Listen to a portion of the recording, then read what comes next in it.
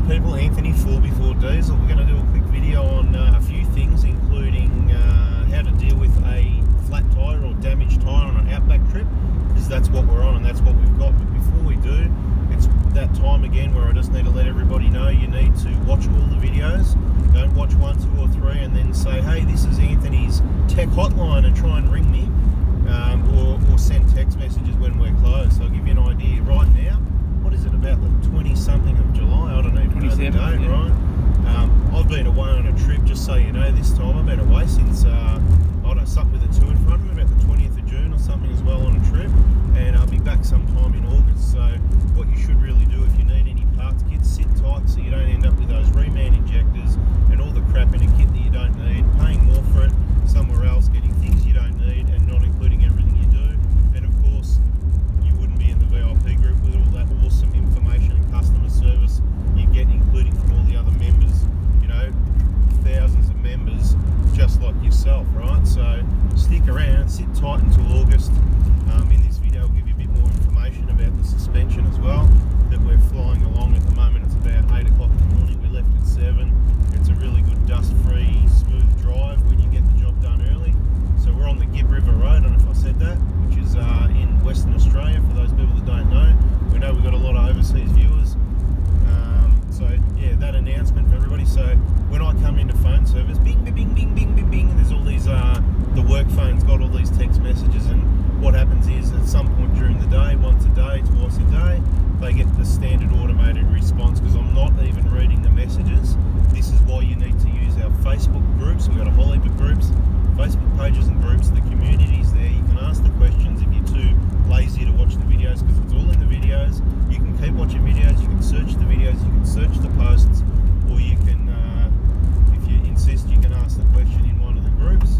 Obviously the VIP group's the best, but that's only for VIPs at this stage. So if you haven't yet purchased any parts kits, then you won't be able to use that one. But once you do, happy days, right? So just letting you know, we will be back on deck in a few weeks, not too far away now. If you've been waiting, we'll let you know on our Ko2 Hospital Facebook page once we're back on deck. You'll see that on our, even if you want to hit the friend button on Anthony Prado 4, we will have announcements, an easy way to follow the information, and there's a lot of always updated information worth following. Now, let's start off firstly, we're driving on a set of Ko2s that are only a couple of years old. They've done about 40,000 k's, a bit over 40,000 k's. I think there's another video, few videos on the fuel economy lately. Currently the trip commuter's telling me 12.5 litres per 100 k's. We're doing sort of 90 to 100 k's on the smoother sections of road. This is one of the pretty good ones. So just reality, we've only got 2 swags on the roof, rolled nice and tight, no bull bar. Tyres are still on about 30, give or take, you know. That means if you're talking hot or cold or whatever, because the road's pretty good, you can of course let them down more if you want. But we do have a slow leak in our right-hand rear tyre. The day we arrived at Manning Gorge, I noticed that by about, before it even got dark, it was looking pretty flat. I checked it was 10 psi. I'd set that one up at 32 hot. That was, set up at around about, Tunnel Creek, Majana Gorge area. And yeah, so it was down to 10. So not sure what time something got into that tyre, but what I decided to do is fish out that, and you'll probably see a video on it. I'll try and include that video, repairing that tyre in this video. Not too sure what's going to happen. It could be on the other channel, 4x4 Adventures, spelled the same as 4x4 Diesel, so you might want to check that one out. Subscribe to the bell on as well for all the actual information, accurate information you might need if you're travelling or wanting to look after your vehicle. Make sure it's done right the first time. So what I did, I fished out that tyre repair kit that I picked up in Mataranka a couple of years ago, because I saw it for $7 and I went, you know what, give me a few of those. So I'm not sure if I grabbed 2 or 3 or 4. Problem is I normally give a couple away. I go, yeah, have one of these, whatever. But I know I've probably got 1 in each car, you know. So we've got 3 cars we use for full driving, travelling, whatever, depending what the tracks and trips are. Fished that out and set 8, and I pumped it up just to see. Found the hole, pretty good eye spotting the hole. Thanks, mate. I think you spotted it, yeah. Bit on the tyre, no, but you know, it was in between the treads on the outside block, just on the inside of the outside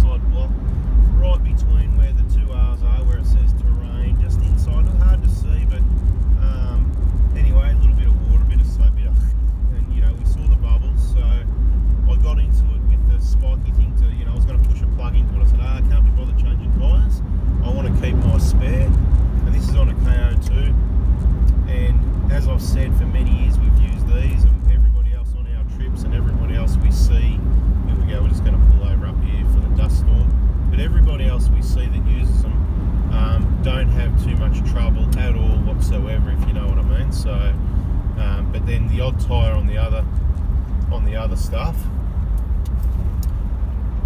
Just going to stop here for a minute. You know, we're 1 out of 10 Coopers or something like that. It's clearing up better than before actually. So negative to leaving early in the morning, often no wind, and it stays dusty for a while, but it looks like we've got a slight breeze now, pushed it off well, so happy days. Any big truck's always a good idea to pull off to the side anyway, but cars we normally just slow down a bit and move over. A lot of people don't do that, they go fast and they just stay in the middle of the road. Not really the best for your windscreen and wear and tear on your vehicle, but that's what it is. So I try to push that, you know, you got to push it through before you put the plug in, you know, drill out your hole a bit, you know, rasp it out a bit. It's a rasp with a point on the end. And I've had a problem before where we tried to do this. So I've had 2 other punches in recent years, in the last 5 years, let's say, with Ko2s. I call them synthetic punches because one was a nail on Billy Goat's track in Billy Goat's Bluff in Victoria, on the other 150 Prada that we got rid of because I hated that transmission software and the gutless engine. Not saying I love this one either. Stick with the last of the best, the 1KD in my opinion. I've got 2 of those. Beautiful. Watch the videos and you'll know why. Okay, so the time I had the nail, there was actually 2 holes because it went through the tyre tread at the side, it went into the tyre, back out the side wall and into the rim. So there's actually 2 holes, and I was chasing that, mucking around, putting all these plugs in. Plugged it in the end, good enough to get us home, and slowly ran it for months. In the end I did get rid of it. I probably did another 10,000 k's on it. It sealed at times, it had slow leaks at times, just had to check it every now and then once a week, and sometimes it had a slow leak, sometimes it was alright. So a bit like this one. Then I had one more, Mount Ive in South Australia. I picked up a thread tap somewhere there, an old rusty thread tap, plugged that, no problem, and that tyre did finished its life with a plug in it, no problem. This one, I've gone to push the rasp into the tyre, and I'm feeling something in there, like I had someone else talking to me, giving me ideas that it was a piece of fencing wire. So I started thinking that way, because I sort of couldn't get around it. And it was, as I was pushing really hard, and it was, at one point it started bending my tool. So I said, no, I'm not going to do this, because at the end of the day, I'm going to wreck this tool, and then we're not going to have that, right? And I thought I had another one in the car somewhere, and that was the backup one, the $7 one, but I'm not sure, you know. The kind of one you can just give to someone that hasn't got one. But in this case, it's mine. Got a bit of a hole here. Always slow down, because you never know if it's going to go. See that big hole there? Wouldn't be good if you had a caravan. So always slow down at those water crossings. You've really got to keep your eyes on the road, or you're going to bust something, especially if you've got a caravan. We haven't, we're not towing. I don't need to tow caravans on dirt roads. So this could half go on 44 adventures, this one. But anyway, what I wanted to say is, so I'm pushing in and I'm going left, right, back, forwards, every direction, and I can't get through. And the scraping sound, the more I think about it, it was kind of, you'd slip off and it'd go, you know, gritty, and it's in the rubber.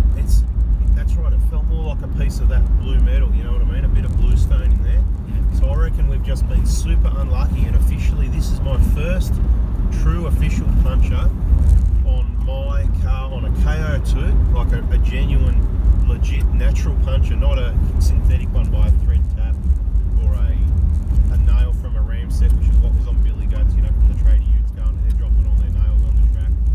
I don't count that as punches, right? That's just bad luck, doesn't matter what tyre you got. I'm talking about when you're out on these roads, these Ko2s have proven to be the toughest, most reliable tyre. When you've got trips with 10 cars and 7 or 8 cars have got them and they don't have any problems. A bit of brakes there. Slow down just in time. So we weren't going too fast. I started to think maybe I'm going too fast. So look, couldn't get into it, but in doing so I noticed we were mucking around with the bubbles and we're like, it's not leaking as much now. So what I did was I pumped up the tyre to about, I don't know, what, 35, 40, and it sat there. Same time next day, it was still round, so I went, okay, so changing the tyre and putting a plug in it. By the next morning, so what's that, 36 hours roughly, ballpark, day and a half, it was down looking flat again, a bit like, I didn't check the pressure, it was looking like 10, 15 psi. So what I did was I pumped it up, I didn't check the pressure, I pumped it up to 35, because I thought I'll go a little bit higher because I'm going to lose air. And then we headed out on the track this morning, and oh yeah, there you go, a bit of wildlife.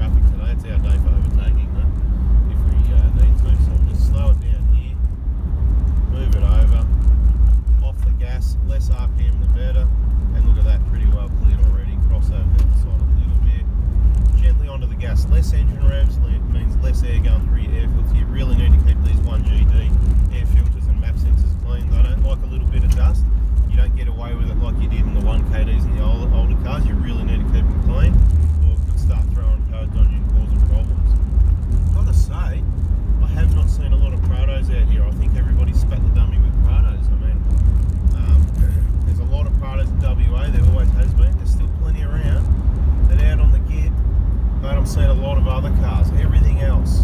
So it's like people have spat the dummy with Prados. It's a bit like they spat the dummy with Ko2s. A lot of people have moved away to other tyres and put on them, that's fine, because they're overpriced.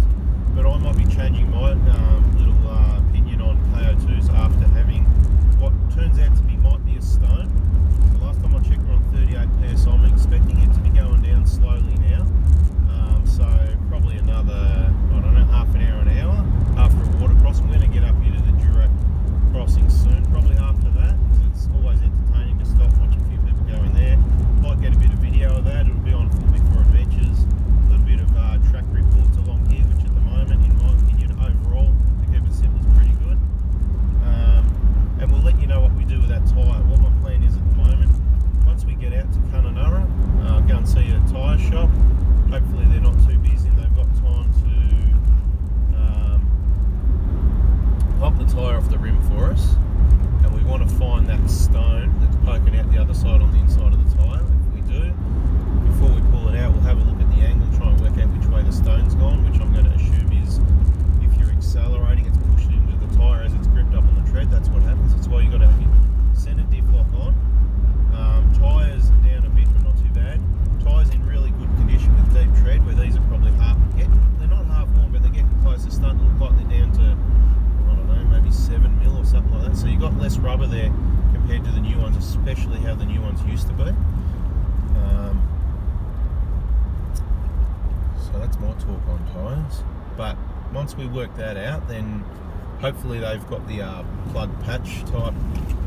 Rough in there, you wouldn't want to go hard through there in your caravan, would you?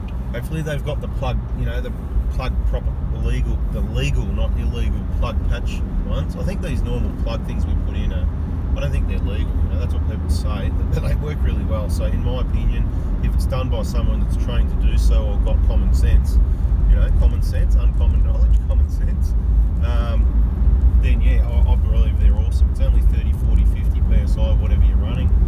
They grip in there like, to a shovel, and mate, they're just not coming out, and I don't see any reason why they shouldn't be legal, depending where the damage is and whatever. We've pushed the limits doing a bit of R&D, repairing some tyres in some dodgy places, and so have other people.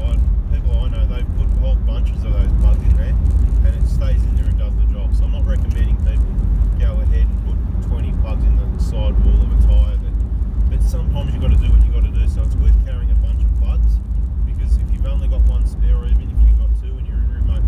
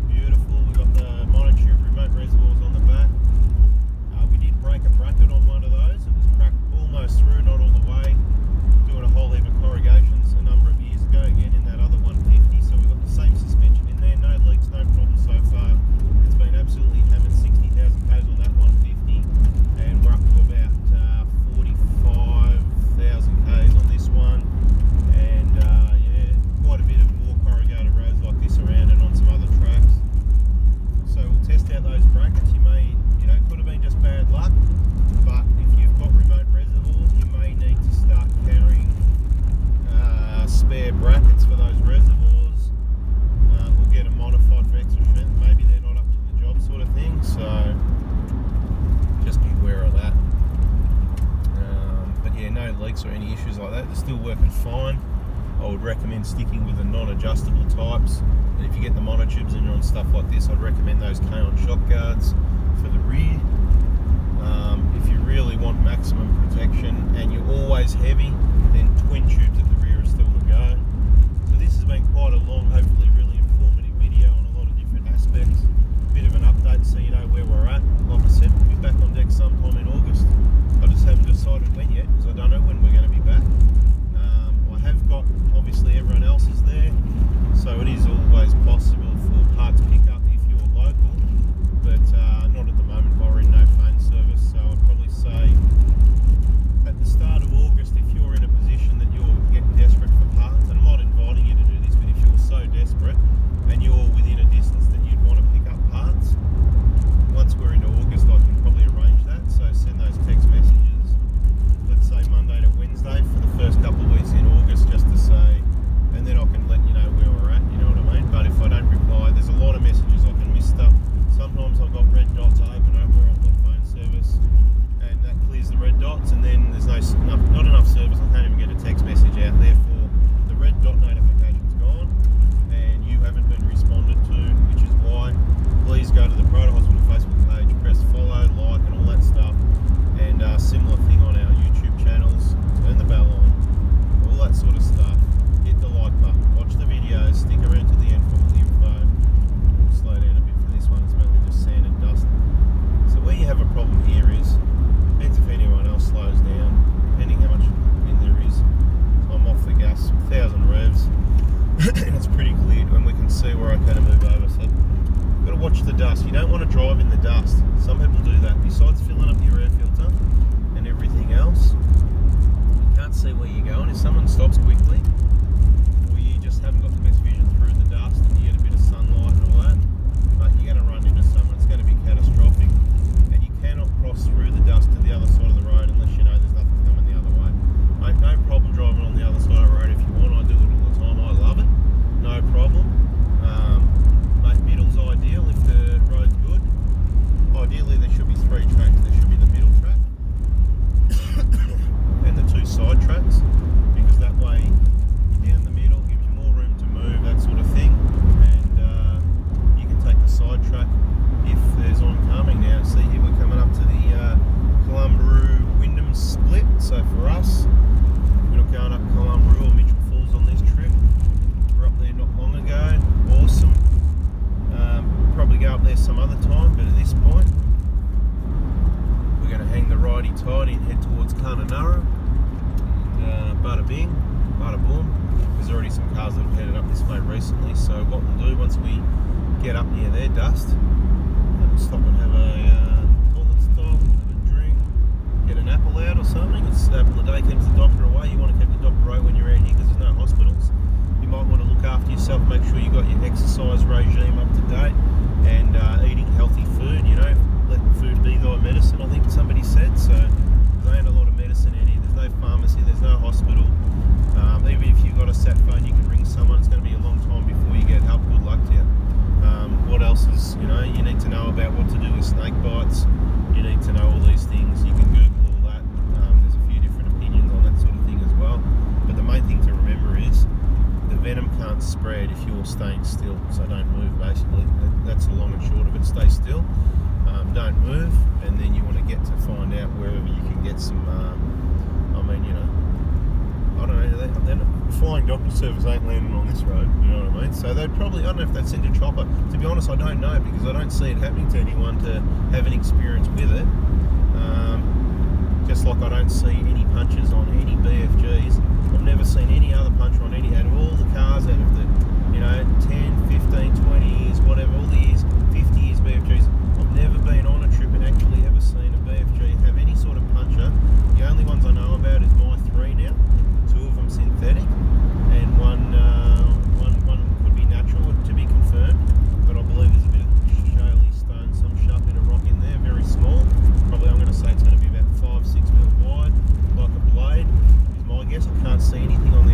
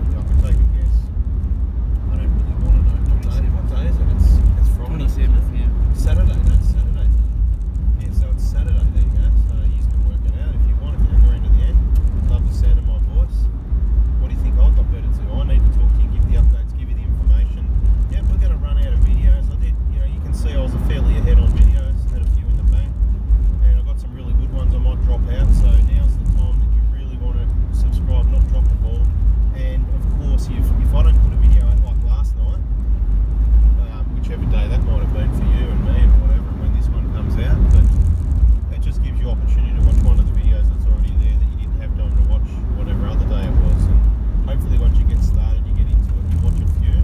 That's what a lot of people do, they watch a few. So I think it's called binge watching, or binge days, or adventures. Where are we headed? Well, you'll have to watch more videos to find out that, because we don't even know yet. We've got a bit of a rough idea. Looks like we'll be doing a clockwise lap. So far we've been across the Nullarbor, up the west coast, and we're coming across the top. Looks like at this stage we'll probably make it to the east coast at some point. Depends what we see along the way and what we like, where we want to stop and where we don't. And then we'll make our way down the east coast. And because it's winter down there, we're not too keen to get back there. That's why we're away at the moment, to get away from it. So what I'll say is we won't be in too much of a hurry to get, once we're in Queensland, out to the coast, things will, hang around there a bit. And once we get to Brisbane, we'll either hang around a bit. So if you're around, stay in tune, stay in touch, shoot me a text message in a week or two. Let's say early August, so we can plan. If you want to catch up, because I don't know, too many people, I can't remember. And we'll work it out. Let us know how many spare rooms you've got, who's cooking a lamb roast, who's got the cold beers, all that sort of thing. We don't need too many, just a couple. Once we get to Brisbane, once it's sayonara, it's going to be 2 days home, bang done. And we'll be getting smashed on those parts kits again and get all the bookings going in the Corona Hospital again, and back to doing way too much work for you guys. So there you go.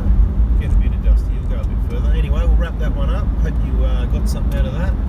Bada bing, bada boom, and catch you on the next one. See ya.